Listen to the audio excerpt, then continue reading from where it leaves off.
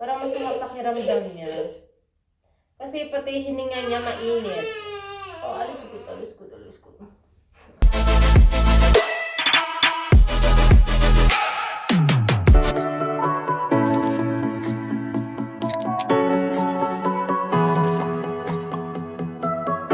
So, parang may lagnat yung baby namin today. Kasi kaninang umaga, I already noticed na mainit na siya. Pero bilib ako sa batang to, sobrang hyper pa rin. Parang active na active pa rin siya na parang walang nangyari.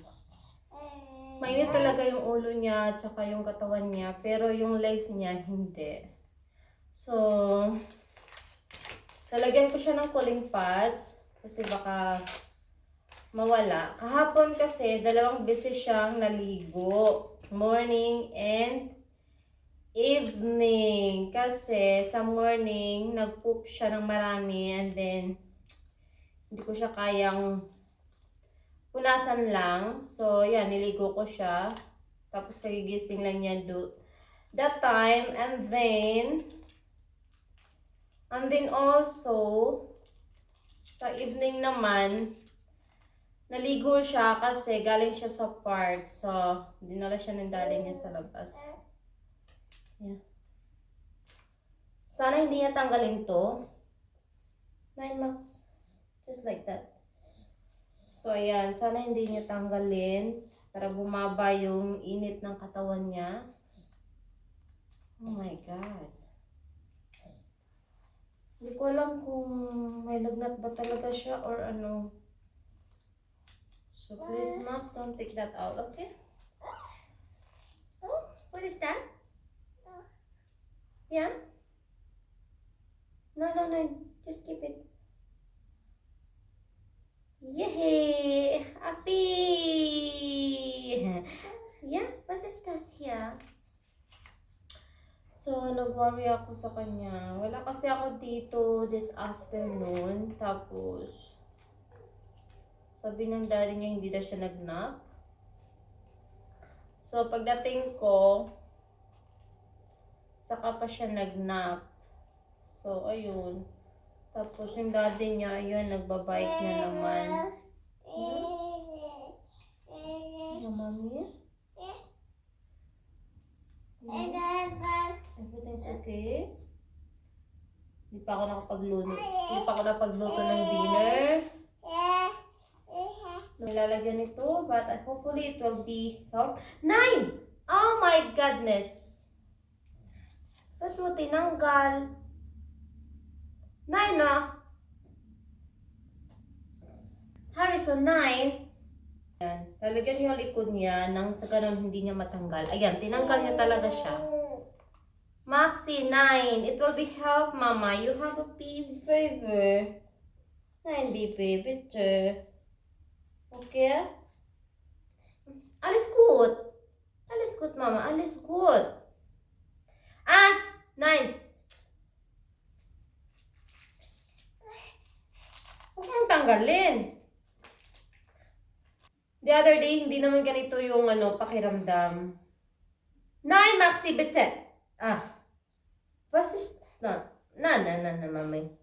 So that you will feel better, Max. Okay? Yeah, what is that? This is cooling. Open. Open this one here. Yeah! So sabi ni Ralph daw kanina, hindi siya natulog, hindi siya nag-take a nap nang wala ako sa afternoon. Tapos siguro pa naiiyak, ayun. Siguro nga masama pakiramdam niya. Come on, dali. Hug mommy. Hug ni mommy.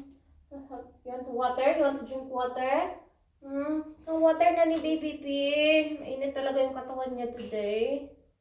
Parang masama pakiramdam niya. Kasi pati hininga niya mainit. Oh, alis ko.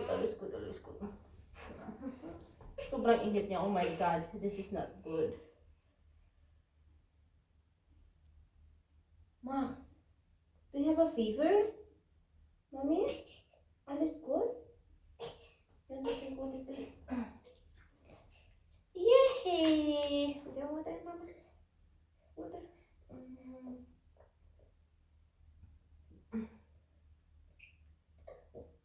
Very good. Oh my God. Sana mawala yung init ng katawan mo, baby.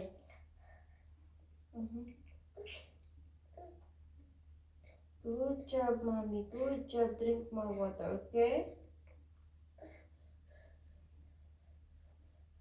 Pag pinapainom ko naman siya ng tubig, malakas naman siya uminom. Oh, come on. Push. You don't know how to open?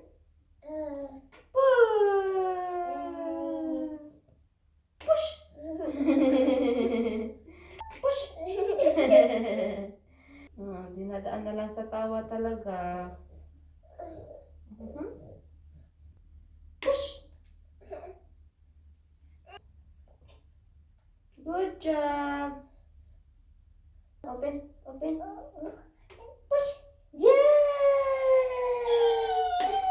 Yeah, open. Open here. Open. Open here. Open. Yeah. Yeah. You know how to open it. Oh my God. Buti na lang talaga hindi iyakin kahit na may dinamdam. Go! Yay! Yeah. Wala na siya sa mood. Yeah. Okay? You want to play now? Where's your car?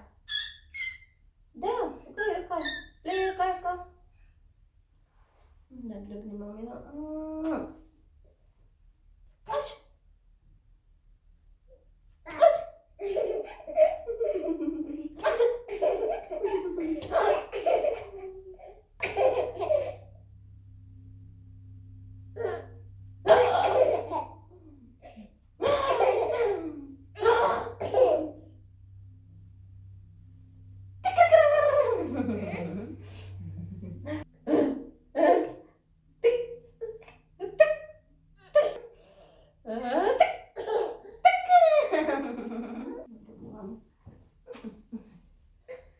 Yaya, ang baby ni Mami. So what should we do, huh? What we gonna do? Yaya, man ang baby ni Mami. Yaya, ang baby ni Mami. Yeah?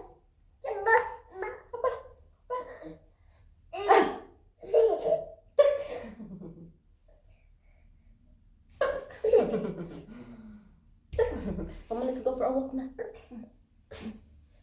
Yeah, okay. So, hello mga mi. Good morning. So, 10 a.m. na nga pala dito. Tapos, yung anak ko tulog pa rin siya. May lagnat kasi siya kagabi. Kahapon nagsisimula. And then, hanggang ngayon, grabe, tulog pa rin siya. Hindi ko alam kung gigisingin ko ba siya o hindi. Silipin natin.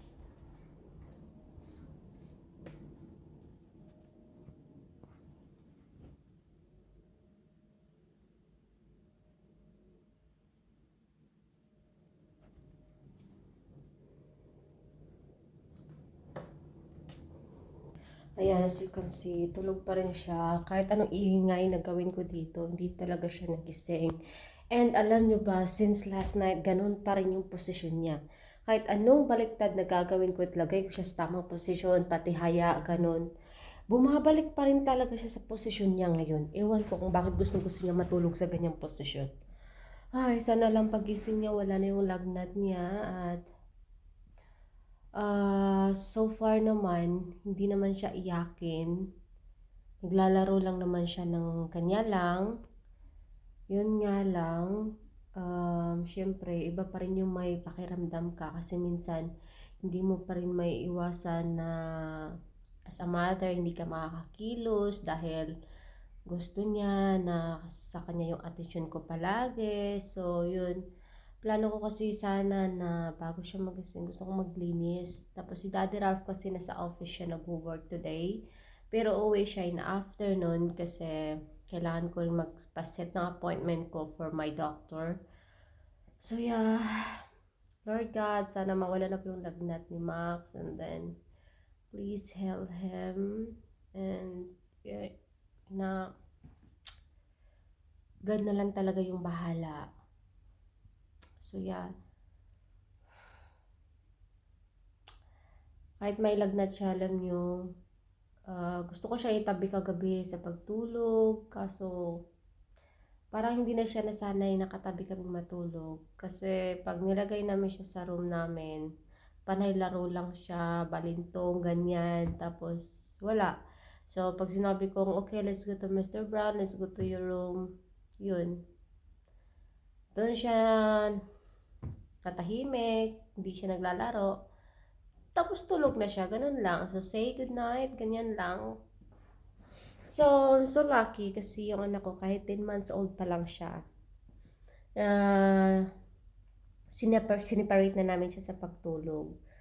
So, kasi ayokong masana yung max namin na matulog na katabi kami kasi when the time comes na pareho kaming pagod ng daddy niya, so hindi kami makapagpahinga. Like what happened ngayon sa ate niya kasi hindi pa rin natutulog pag hindi tinatabihan muna ng papa, ganun. So, kaya ayoko siyang masanay na ganyan. So, yun nga, hintayin ko na lang si Dodong Max na magising siya. And then, for now, siguro maglilinis na lang muna ako. Tapos na rin ako kumain ng breakfast. Eh, nakapagtapon na rin ako ng basura. Tulog pa rin yung Dodong Max ko. Pero okay lang. So, at least mamaya, sana gumaan yung pakiramdam niya. Please help to pray. Help me to pray na sana maging malusog pa rin si Dodong Max and mawala na yung lagnat niya. Thank you guys.